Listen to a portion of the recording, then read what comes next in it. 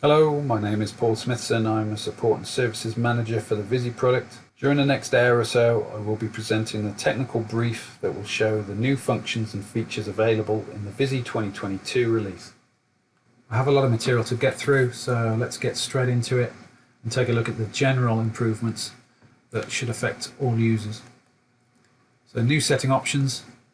So within your drop-down menu, if you take a look at System Settings and the User Interface tab, we have some options. So the first one being an option that will allow you to make your text of your menu bar in a bold font style.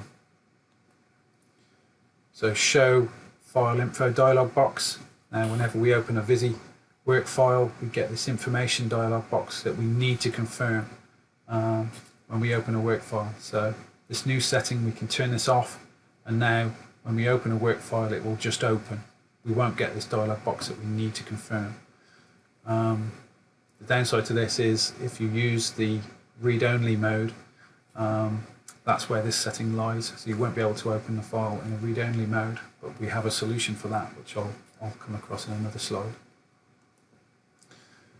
So we have a new selection method, which I'll come to in another slide, but in this area we have the ability to influence the brush selection method.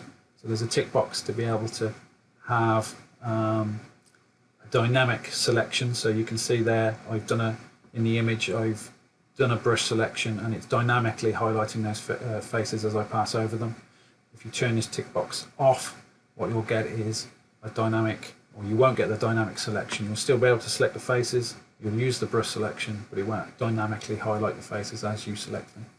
And also in this area we have a value to be able to change the size of the brush selection.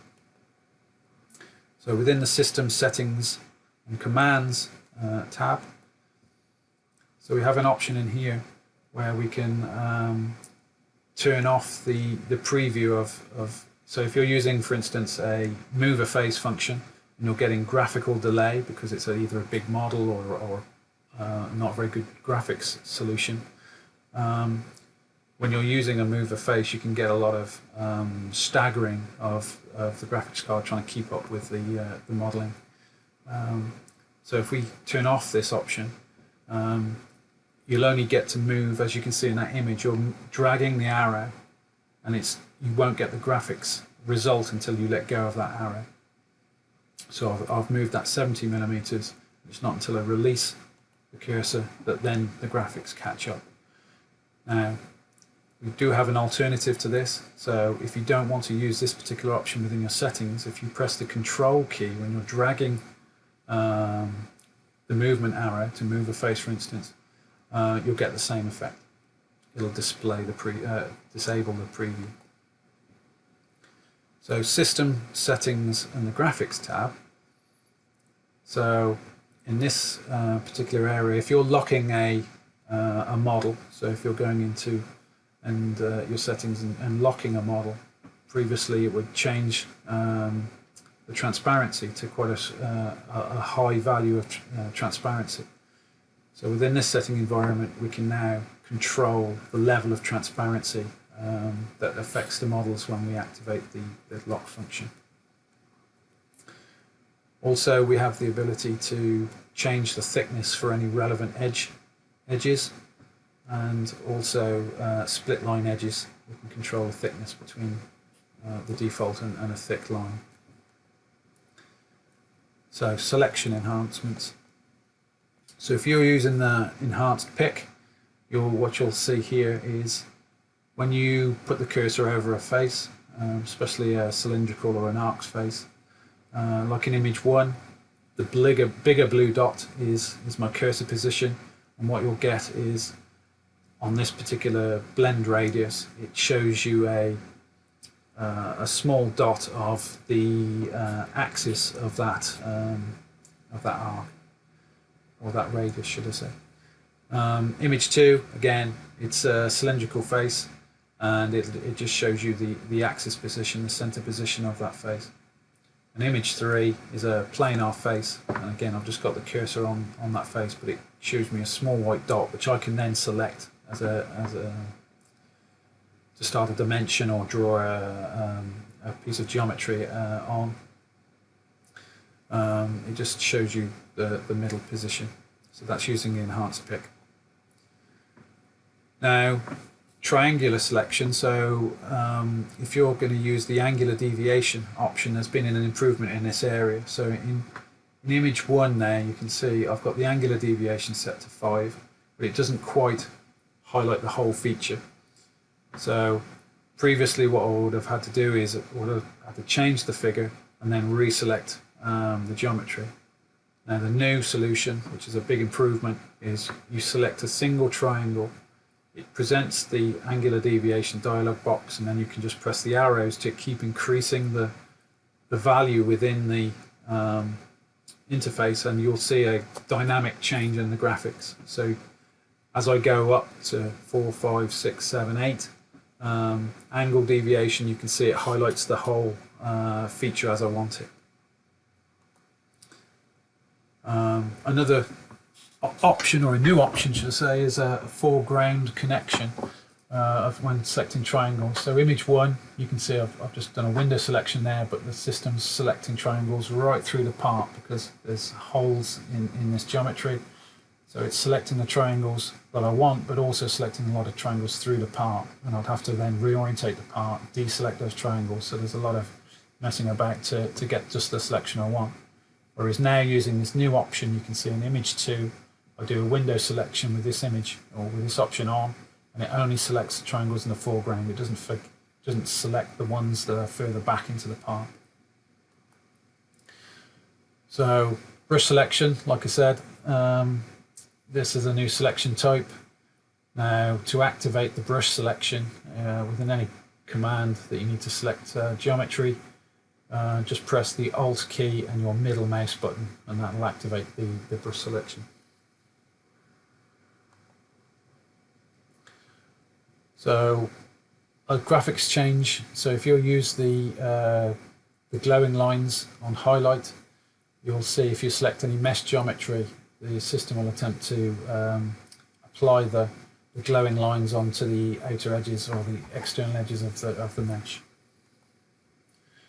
So any Boolean commands you use, there's going to be a couple of extra icons for you to use. So if you use unite, intersect or subtract functions, you'll see there's 2 new icons, the first being retain target body and the second one retain tool bodies. So this will just allow you to duplicate the geometry after the function has been applied. Now this is a big addition, one that's been cried out for quite a long time. So change layer index number. So to activate this particular function within your layers, if you right click on your layer index column, you'll get the option to say, right, change layer index. That'll allow you to change the index number. So you can see there I've just highlighted index number 10. I've changed that to 29, and that, when I confirm that, then it'll move the layer name and any geometry within that layer down to that index number. Now, if I select an index number where I've already got geometry, or I've already got an existing layer, the geometry will be merged, but the original layer name will be preserved, and the layer you're copying, will then the layer name will be lost. Now, if you do make a mistake, the good thing about it, about this function, is the undo function is respected. So if you do make a mistake or make a change that you didn't like the results, you can also undo this and attempt to apply it again. So regarding the read-only mode, what you'll see now is when you open a file, or if you go to File in the drop-down menu, there's now a read-only option, so you can open files in the read-only mode. And if you do this, and then you try to attempt to save the file, the system's going to give you a warning that it's in read-only mode, and you have to change to save the file as a new file name. Assembly Manager, quick change on this one.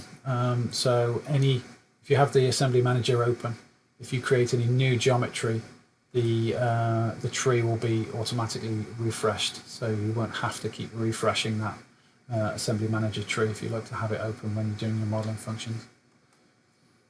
So the translation function, what you'll see is an addition of angular control within that interface, and also within the modeling environment you'll see you've got the ability to control not only the linear movement but also the angular rotation of any translations that you want to make. Okay, so the next changes we'll cover are in the area of drafting and modeling. So feature pattern. So the instance concept has now been extended to feature faces. This means I have a slot here. If I select that slot and then select the instance icon, I can then duplicate that feature and have a link applied to each of those features. So then if I add on a radius around the top edge of that pocket, you can see it will get applied then to all of those features that have the link applied to it. Within the Solid Group Manager, you have the option to be able to unlink or delete a feature from the instance that you've created. Likewise, if you were to create a solid instance, so you can see there those grey solids, I've rotated those with an instance applied to them, and you can see there from the dialog box that in the Solid Group Manager that all the parasolid numbers are applied and they're all linked together. So if I make any changes, they will be applied across those features, or across those solids, should I say. Now if I was to unite those with a Boolean operation, so unite them to another body, you can see the interface will change and convert them then to a patterned feature set. So if I make any changes, for instance, if I was to remove one of those cylindrical features from the top there, then that would be applied to all of the linked features that have been created using the pattern. So replace a face with a surface. So some additional control has been applied to this function to allow you to apply an offset once you once you replace a face, you can then apply a dimensional offset. So delete extract faces. So within this interface we have an option towards the bottom of the interface that allows you to turn on the option preview on command start. So this will disable the preview when you first start the function. So with this function you select your geometry, and when you've confirmed that selection it then opens the dialog box, and previously it would have applied the option that you were in depending on whether it was delete or delete and heal, and that could take a considerable amount of time to then calculate. So having this tick box turned on, the dialog will open but it won't apply the function until you hit the preview or accept the function. So it gives you the opportunity to change between delete and heal and detach. So extend surface, this function. So if I was to extend those surfaces, you can see there on the screen. So you'd get just an extension of the surface in its normal trajectory. So a new option's been now added to be able to project on at a normal. So extended the surface normal to the face edge that's been selected. Fill holes. So the fill holes has been enhanced now, so we can now apply the heal wound operation onto edge selection. So previously this would have been greyed out and not possible. So now this just opens a lot more possibility for filling complicated holes in parts.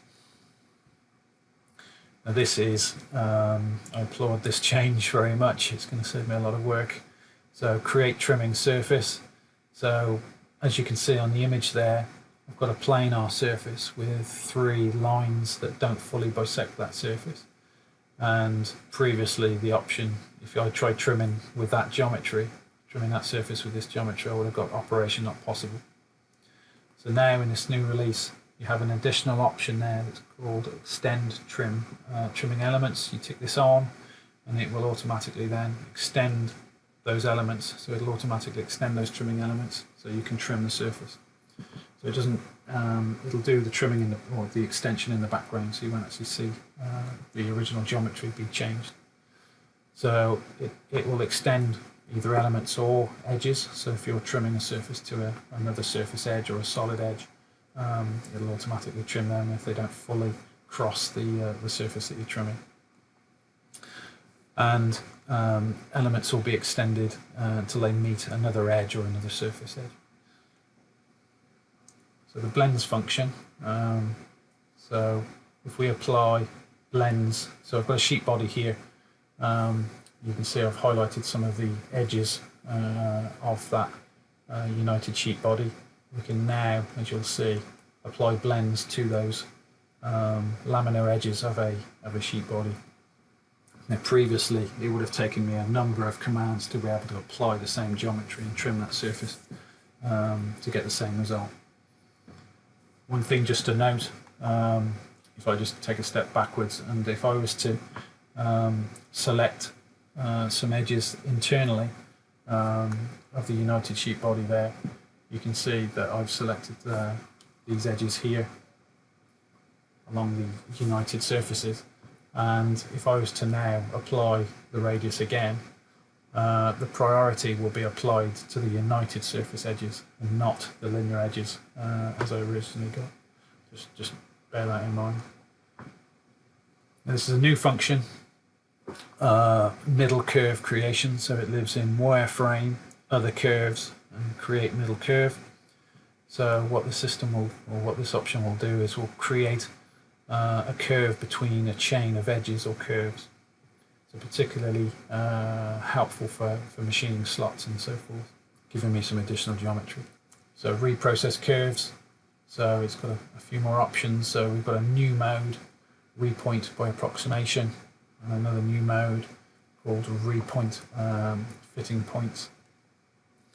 It's now possible to select polyline selection, and when you do select a polyline, the system will simplify and transform the polylines to a curve. So profile analysis, so within your question mark and geometry properties function, you'll see a new area in the middle there called profile element tangency. Don't be put off by the naming, because it does work on surfaces as well. So you can see on the left there, if you use set a tangency threshold, the system will put on notes highlighting any part of the profile that does not meet within that threshold. And as you can see there on the right hand side, it also works on surface edges as well. Okay, so this brings us to the analysis module. So we'll take a look at the improvements in this area. So we'll start with dynamic section. So there's a number of improvements. The first one to show you is the ability to be able to manipulate your dynamic section with an on-screen axis slider. So you can change the angle, you can change the linear movement on screen, and not just have a slider on the interface. Another additional option is a two-plane slider, or a two-plane section, double section.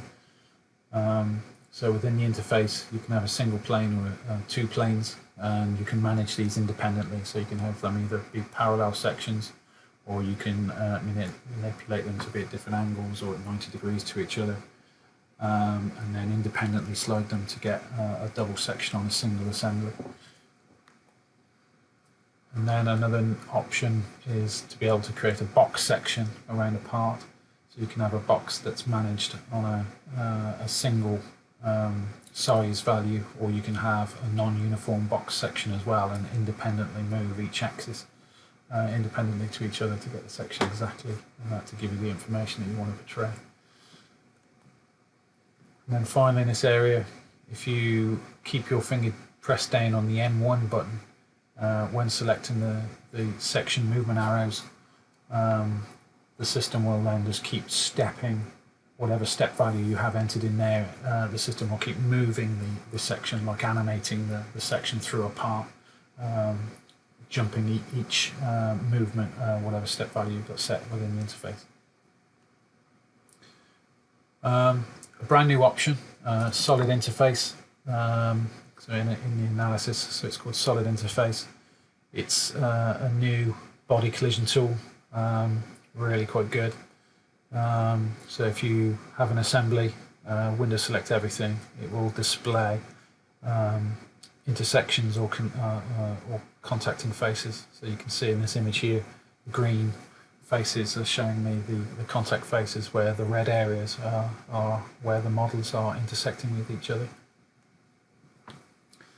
Now if you grab a whole assembly, window select a whole assembly, and you have multiple areas of contact or collision, you have the ability to cycle through however many collisions you may have, and it will highlight the different models within the assembly to try and highlight to you and show you where the issues are that you need to address. You have a number of other options, so you can create curves, you can show contact or interference faces, you can create solids or surfaces on contact faces and intersections. You can have labels, you can automatically zoom as you cycle through, so there's quite a few options there to play with in that new function. So manage inspection point, this is another new function. So analysis, manage inspection point. This is for creating inspection and probing point positions. So you can create and edit these inspection probe points. You can also then show the transition paths between the points that you've selected. You can reorder the points, you can remove points. The system allows you to do collision checking. You're able to graphically see the sensor and change the size of the sensor.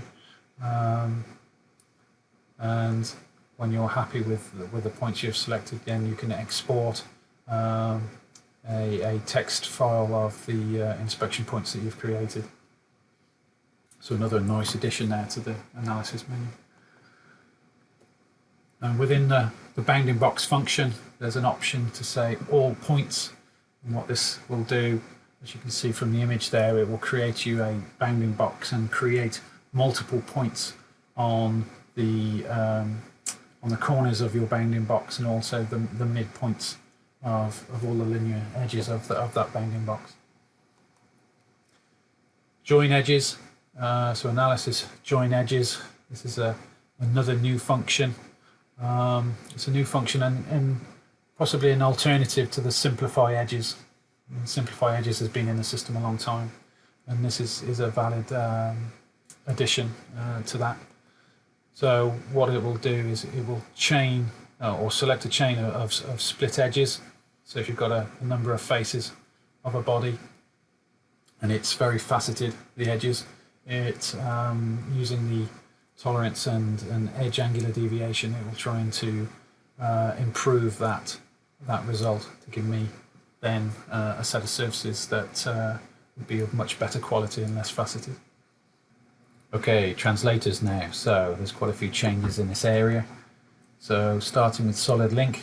So the current version of Solid Link is 2022.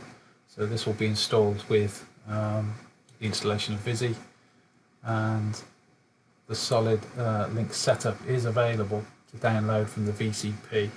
So if you go to the customer portal, software downloads, and the Visi area, you'll be able to download the independent Solid Link installation. If you do have any issues with the importers, you'll be able to uninstall it and reinstall it independently to Visi, the main Visi installation. So some added formats. So JT Open, you're able to read and write in the alternative translator. So Revit as well, you'll be able to read in files using the alternative translator. So NX Unigraphics, you'll be able to write out files using the alternative translator.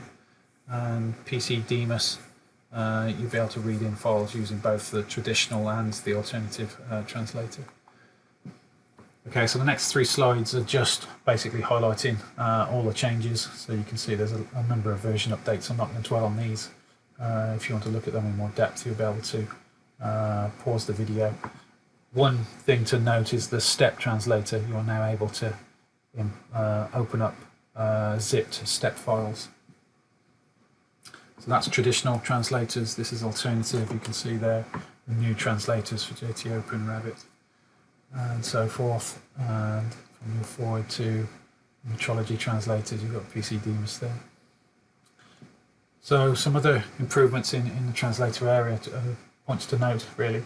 So if you attempt to import a file and it's unsupported, so it's a particularly old version, you'll get a unsupported message, version message on when you try to import that sort of file. And if you look in the log window as well, you'll get relevant information informing you that you've been trying to import an invalid file, an out of date or unsupported file.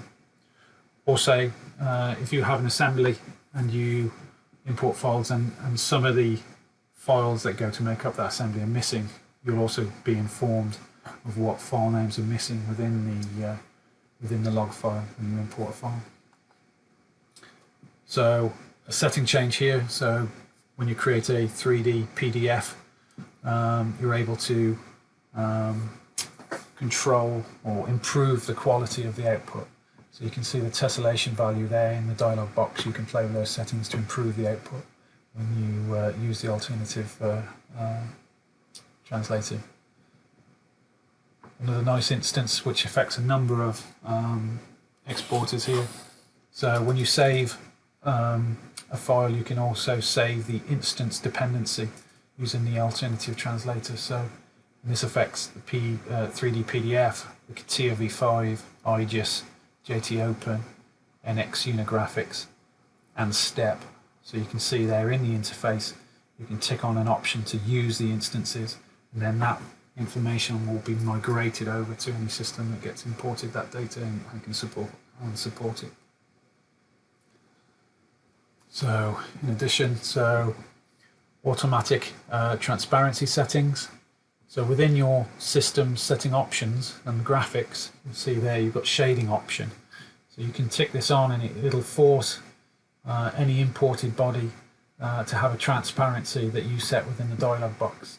So you can see there I've set 0.5, and if I import some geometry into Visi, it will automatically apply a transparency, and overwrite any transparency settings that was in the original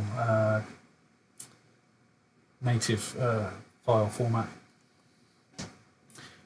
And then finally in this area, the display undefined characters. So any data that's imported and it came in a font that was not supported within Visi, the system will now display a native font file for it. So you'll get some geometry instead of nothing, and it'll automatically select an alternative font style for you. So now we'll look at the changes in the flow analysis module. So the filling phase calculation. This has a new algorithm. It shows a number of benefits across a number of areas of the calculation. The main one really being improved flow pattern visualization, improvements in flow hesitation, fiber orientation, balancing of multiple cavities, and loop feed systems are now possible. So any feed system that has multiple paths within it, we couldn't do these kind of calculations with the old algorithm, but now it's possible. And also just a note to say that if you go into the flow configuration, it's possible to switch between the new algorithm and the old algorithm for your calculation. So within your section results, you have an extra option now to be able to visualize the shear stress display. So you can put a section through a part and visualize this variable. Now the holding phase there have been some improvements within the data management, and these really result in an improved holding calculation times. So the mold, looking at the mold now, so there's been some areas or some improvement in the area of body to mold. So previously we could not handle wireframe data, so you could only move models. So now you're able to select the model, and then as a secondary selection you can pick wireframe geometry and use the body to mold function on that geometry as well. And also a nice addition this is to use predefined work planes, so any work plane that's available within your work plane manager. So you have the option within the interface to say use existing work planes, and then when you come to select your work plane, you'll see the work planes that you've got created inside your work plane manager. The tool design area, so we've updated the catalogues in a number of areas that have been highlighted as errors to us, so we've tackled those. And another main area to focus on was the DME now includes pre-drilled plates, and that included in the millimetre and inch libraries. The tool to cavities function, this has an additional option now to add a blend radius where the cavity has been added, or where it blends into the cavity, so it breaks the corner. And within the cooling function, we have additional options now on additional settings for the safety circuit control. So some additional settings there within the CFG editor. And when we are sketching our cooling circuit in, we can visualize the safety circuit. And also there's an independent value, so we can manage the tip tolerance independently to the diameter tolerance. Now let's take a look at the improvements in the progress module. So part definition. So manually add features not automatically detected. So you can see on the image on the left there, I've highlighted a feature there. So I've run the part definition, it hasn't found that feature. So I can now select from the interface, add or select faces, select those faces of that feature that haven't been detected, and it will then be added in as a recognized feature. So you can now add a custom neutral fiber value. So within the interface you can select the option to assign a neutral fiber value and put in any value you wish to add, and then color that independent face to be a different face color. So you can use different neutral fiber values on a single part if you wish, and then apply different colors so you know that they're different. Change start face. So if you have a change of heart on how you're developing a part and you want to alter the start face, you can. It's worth ensuring that you've got the rebuild links ticked on first before doing this. Then if you use the change start face, and on this particular part to start with I've developed it using the top face, but now I'm going to change it to select the face with the slot in it. So I select that face, I then select the origin, and I'll also pick an origin point on that face, and then when I accept that, you'll see the feature then rebuilds the whole of the linked components. Also, it's also possible to assign an alternative neutral fiber value, so you don't have to use the same neutral fiber over the whole part. So you can also pick a face and then change it on individual bends. So step unfolding, some additional control. So you've got compression radius, you've got some control in that area, and also flat length. You can control the flat length of the development.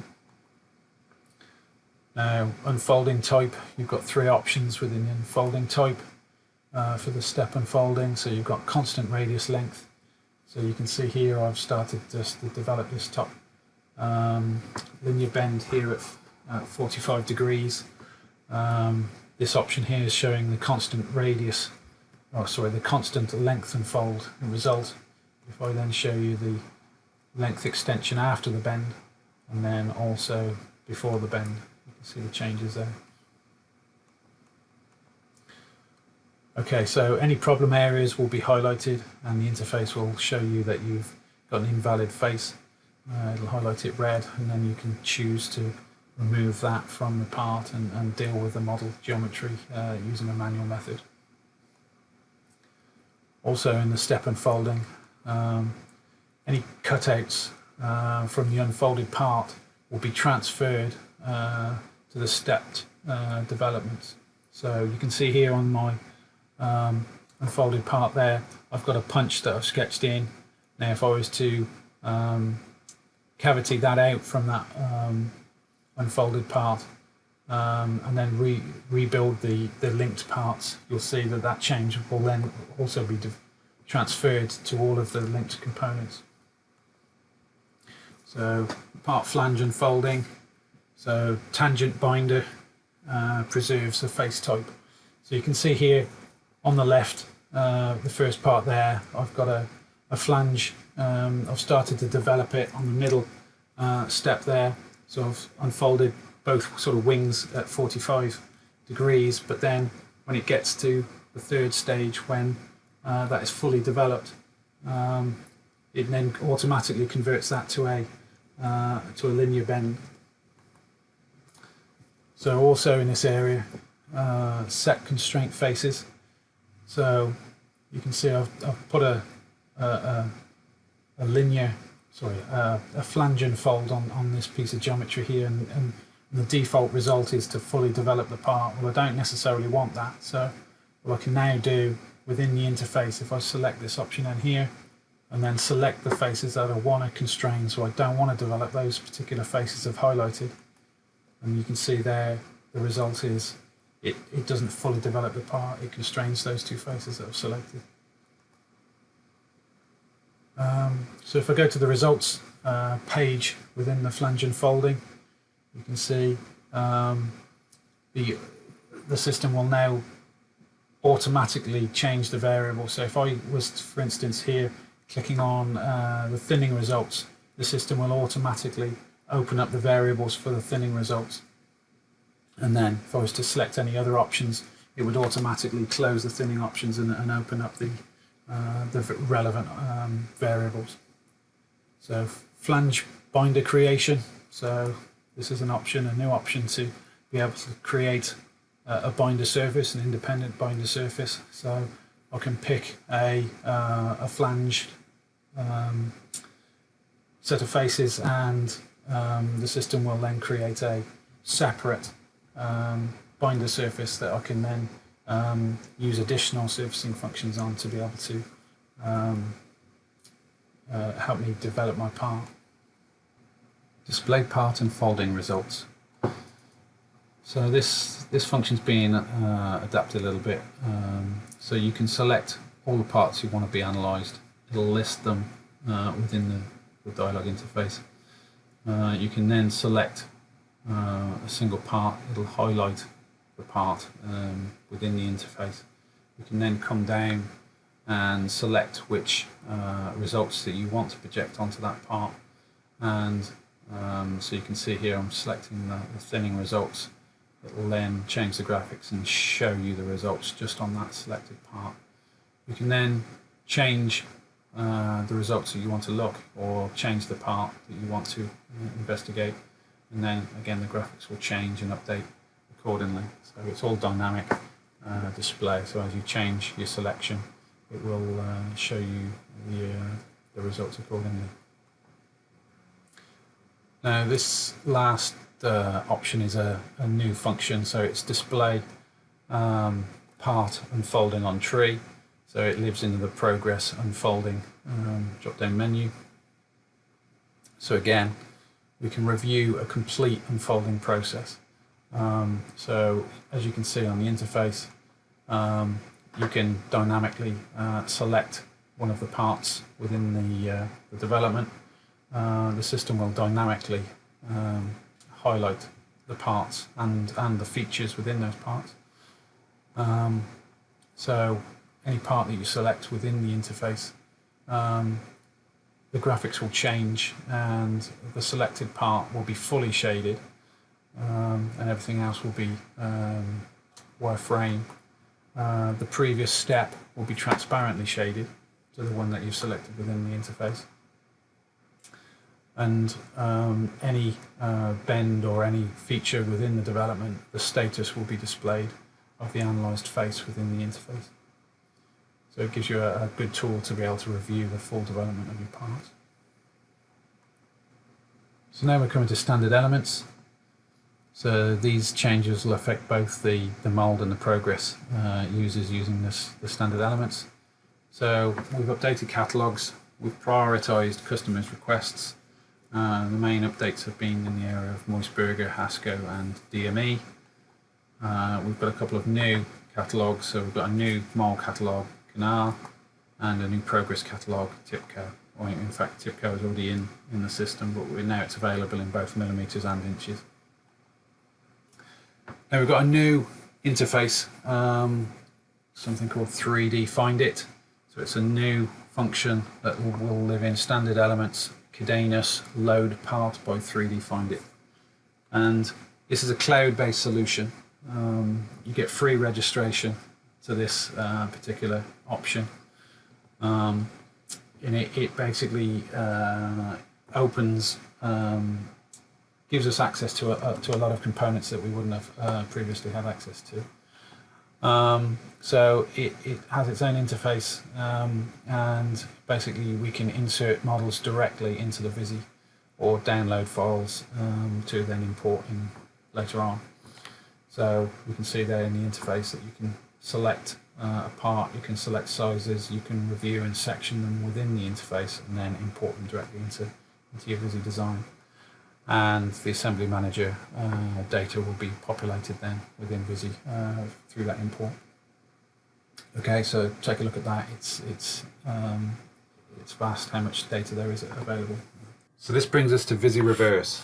On this release, there's not many functions within the reverse module that haven't really been touched by development. So point scanning, we're able now to accept data from a new hexagon scanning device, so RS squared. Performance improvements, so you won't see a drop off in large scans. Added mesh output settings as well. So when we're scanning and converting the scan directly to a mesh within the scanning environment, there's added settings now to be able to provide a better output, a better quality mesh. So plane and cylinder probing. So we can now use leapfrog in this environment and automatically snap to a workplane axis. So if we're creating a number of cylinders, we can get those to then snap automatically to the active axis. So points to mesh, we've got some additional options when converting points to mesh. So we've got cloud, reorganization, and optimize mesh. So fill gaps. Now fill gaps is a really powerful function, and we've just added another option called bridge. So now we can create bridges, and you can see there in the graphics, if we have a piece of geometry like this where it's open to the outer boundary, we couldn't really use the fill gaps function on that because we needed a closed boundary. So now you can click on 2 points on the outer part where this particular opening breaks out into the main outer boundary, create, as you can see there, a bridge across it, which then gives us an inner closed boundary, and then we can use the fill holes on that area and just fill that in. So the two bridges and fill functions work very well together. So adapt a mesh to element. So this is it's a new consolidation really of adapt mesh functions. So before, in the previous release, they were all separate functions for adapting meshes, and now they've all been consolidated into a single function. So we can now select an input method. So there's elements, so we can pick elements, a boundary, or a feature. So on this particular image there, you can see there's a square piece of geometry, so we can pick the toppermost triangle towards the top and a triangle towards the bottom of that feature, and then we can force out an actual feature shape. So it could be a circle, could be a square slot, and so forth. So yeah, like I say, so we can adapt that to a general shape. So you've got round slots and also polygons. So select output methods. Again, within the single interface, we've got a number of output methods that we can select. So this is our starting geometry. Here we have an image of a hole, so we can export and adapt that feature to a mesh, or we can adapt it to a circle and create a profile, or we can create a closed solid now. And another nice addition, we can now adjust the position. So we're not just creating a piece of geometry in the position of the hole in the mesh. Well, that would be the starting position. We can then change the position relative to the current axis, and also change the size if we wish. So very handy to have all of these functions in a single option. So mesh optimization, we've added additional variables really to be able to create greater control and accuracy of a optimized mesh. Now, merge meshes, this is a new function within the reverse engineering suite. As you can see there, you've got an image where I've had to scan it in a couple of goes. I've had to move the parts, so I've created myself two meshes. I've managed to align them very well, and now with you can see they've got overlapping triangles in there as well, and this particular function is very good at creating a single mesh. It's got quite a few options as well to multiple settings for managing the overlapping triangles and just consolidating all those triangles into a single mesh. Mesh to points, this is another new function that's added into the suite. So it's for extracting points from a mesh. So for instance, if we were provided an STL file and it wasn't the greatest of quality, we could then convert that mesh to points and then go through the filtering routines then to try and improve the quality of the final mesh. Analysis on mesh. So this is again a new function. It's a consolidation of analysis functions. So it's a joining together of both the curvature and the draft analysis functions as they were before. Improved range adjustment. So within the interface there, you can see I've currently got a range of 8, but you can change it from 2 to as quite high. So you can also change the colors from the graphics area. You can change the values within the graphics area as well. So it's a much slicker user interface. And then any range you do set up, you can then save that range as a template and recall it at any time. So if you find a particular range that works well, you can save that and recall it. Curves on a mesh. This has been improved to be able to have an option to be able to create arcs and segments. So you can see there I've created a couple of sections on this particular mesh, and by ticking on that option, and if I change some of the values, I can try and improve or get the best arcs and segments created. And when so you can play with this within the interface, but when you accept the actual result, it'll automatically then create a profile from your selection. But the arcs and the profiles that are created, there's another function that I'll show you in a slide or two that will be able to utilize that geometry to be able to create solids. Cut mesh with an element, so this is a new function again. So if you've got a single mesh, you can take multiple elements now and cut a mesh with them. So it's you're able to either cut with lines or arcs or curves, or you can create a single point and then just create a planar cut through a mesh. You then also get the ability to keep either both sides of the mesh or the front and back, like you can in the CAD. This is really, really helpful for constructing some of the automatic surface functions to then create good quality surfaces. Project onto a mesh. Again, this has got some new functionality within it, really, some additional settings, because this particular function, sometimes I personally was getting results where some of the projections didn't always reorder the mesh particularly well. And so this is added imprint methods, as you can see in the interface there, and you can see on the graphics. So if one option doesn't work, hopefully the additional ones will reorder the mesh and give you a better result. So body from section. This is a new function, new approach slightly within the reverse functions. So it allows us to select a profile that's been created with the curve on a mesh function, and as long as the arc and segment option has been selected when the curves have been created, it allows us to be able to improve the result. So you can see there I've got blue are segments, green are the arcs. Now, if I was to create a solid from that particular piece of geometry, I'd get quite faceted surfaces upon this top edge here. So it allows me now, this new function and these new variables in the interface, to be able to pick the start and end and say every piece of geometry between my start and my end geometry that I've selected will be either an arc or a segment. So this allows me to basically convert this piece of geometry that you can see now, and then, like I say, edit the profile and create better geometry to then be able to move forward and create a solid from. So I get a better, less faceted piece of geometry, which in this case matches very well with the actual scan that I've created the profile from. So a very useful, I think, new addition. So mesh to surface.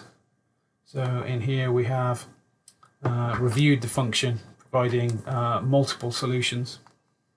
So we can create a mesh to surface using mesh geometry faces that have been assigned to a mesh, selecting just triangles or selecting elements. One-click surface. So this is not the same function. It's the same name, but it is a very different function. You get different results with this particular offering. So in essence, this is a new function. So first of all, what the system will do is it will create a 3D grid on your selected mesh. You can then automatically create a surface from that grid that's created.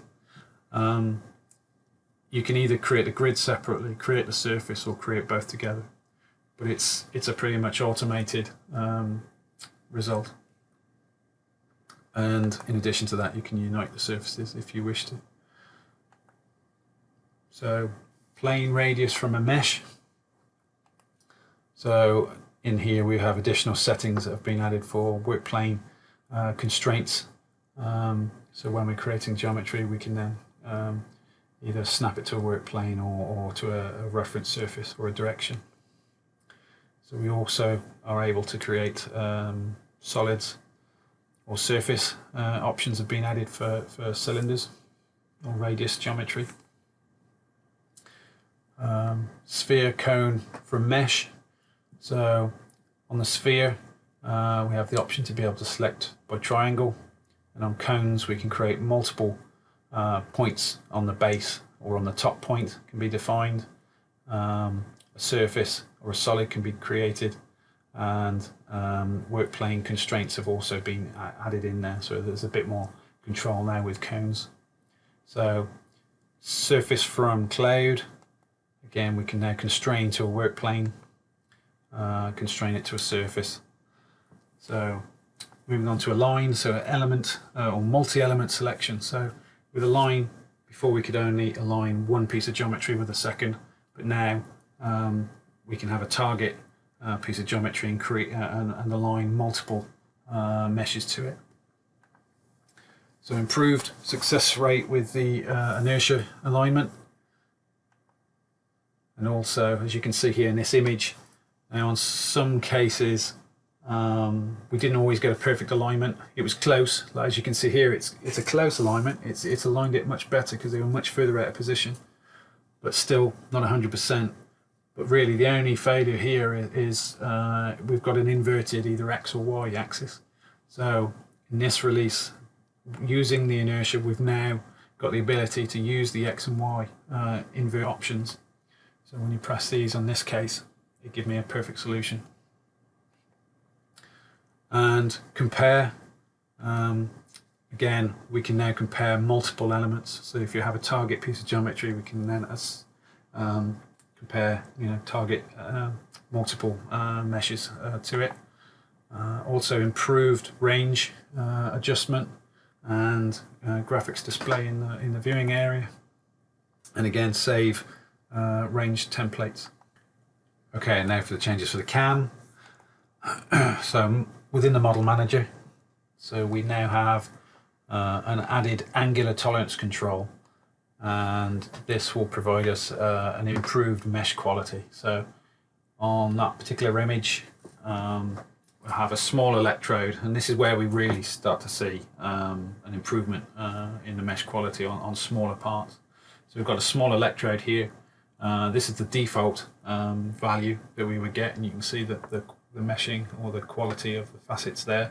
So the core draw tolerance is the default, and the angular tolerance is there set to the default of 45.